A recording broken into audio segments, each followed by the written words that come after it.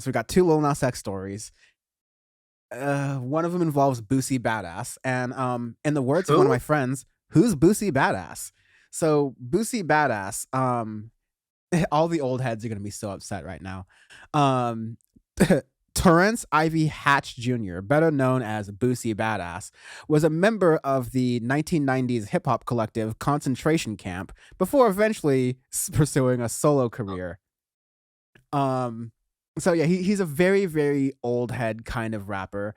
At one point, he was sentenced to 4 years in El Clink for prison and drug charges.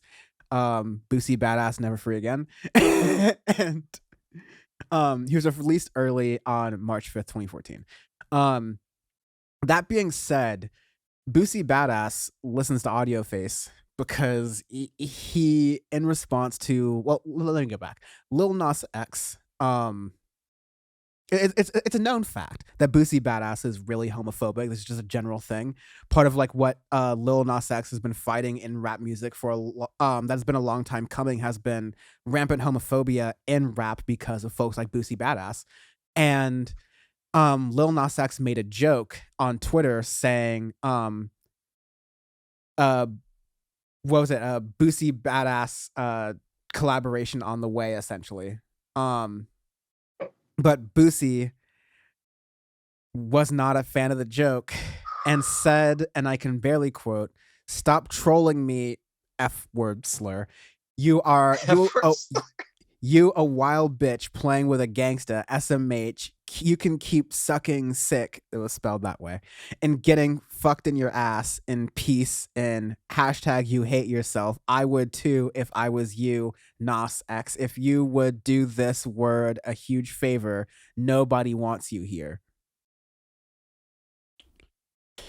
Um, Spelling errors aside, That's my favorite thing. It is unintelligible of what he was saying. talk about net banging at its finest. Am I right? Oh my What god. Boosie Badass is just like one of the most washed out people. Literally, no one knows who he is. He has to get clout by being homophobic, and never mind that, because there's a bunch of different things. Lil Nas X has been on this like, not to discredit it, but Lil Nas X has been on this like, I am gay and I am proud stand for moment now.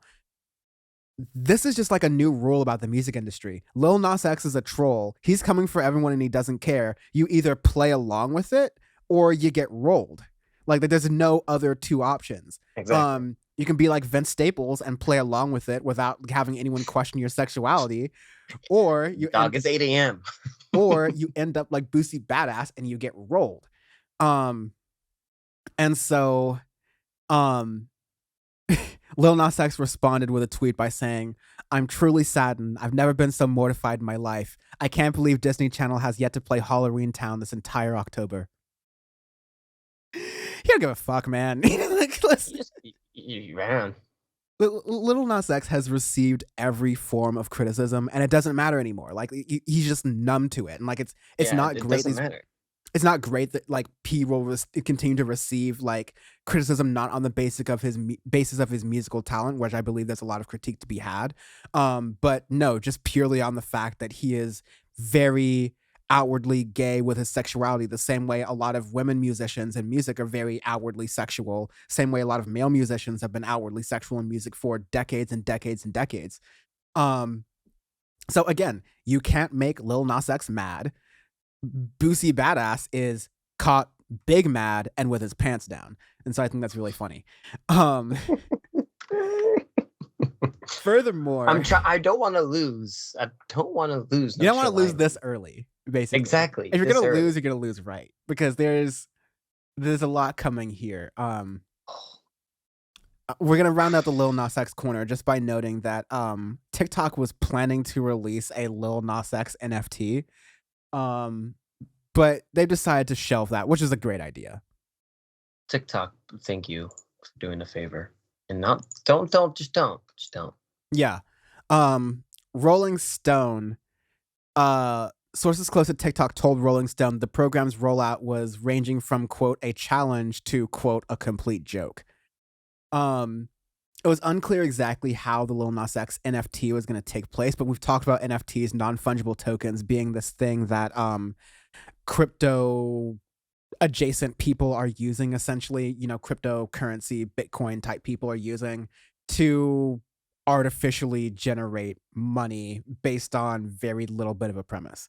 Yeah. Basically, you're buying a digital token that earns you the rights to some type of item, but some type of digital item, but ultimately, like, the value, I mean, to me, my like political economic hat in the ring, the value of that item doesn't really matter. It's within the, if people decide that item has value, and if people decide holding the original copy of that item has value, because this is the internet and we can screenshot and screen record things. So it's not like there's any scarcity into the mix.